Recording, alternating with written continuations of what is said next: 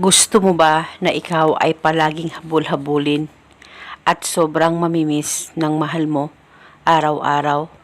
Lalong-lalo na kung LDR kayong dalawa at gusto mo na ikaw ay palagi niyang iisipin at gusto mo na ikaw ay palaging mamimiss ng partner mo.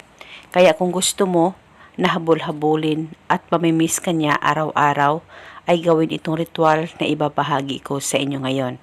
Ito ay napaka-epektibo at napakadali pong gawin at paniguradong ito ay makakatulong sa inyo.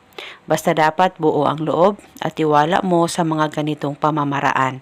Pwede mo ito gawin sa kahit na anong araw o oras na gusto mo. Ang gagawin mo lamang ay kumuha ka ng papel at manulat at isulat sa papel ang kanyang tunay na pangalan at apelyido ng 7 beses. At pagkatapos mo na itong masulat, ay lagyan mo lamang ng kaunting laway mo ang papel na may nakasulat na pangalan niya. At pagkatapos ay tupiin mo ito, kahit ilang tupi ay pwede po.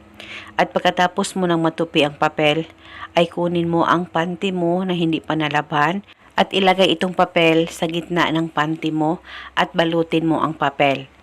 At nang mabalot mo na ang papel sa panty mo, ay hawakan saglit, pakaisipin mo siya ng mabuti, mag-focus at mag-concentrate ka at ibulong mo ang mga salitang ito.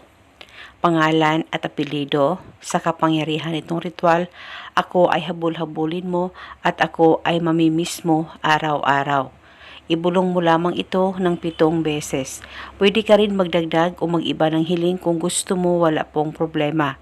At pagkatapos, itong panty mo ay pwede ilagay sa plastic at itago sa safe na walang makakakita at makakaalam. Itago ito pang matagalan.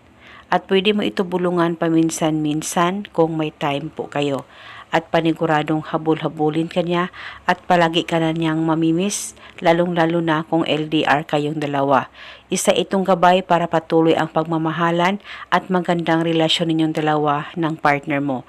At mas mainam na gawin mo ito, lalong-lalo na kung kayong dalawa ay nagkamalabuan na sa isa't isa. At pagkatapos mong mapanood ang video na ito, mag-comment ka lamang sa ibaba, I claim it. At eto muna sa ngayon, maraming salamat po sa panonood. May God bless us all.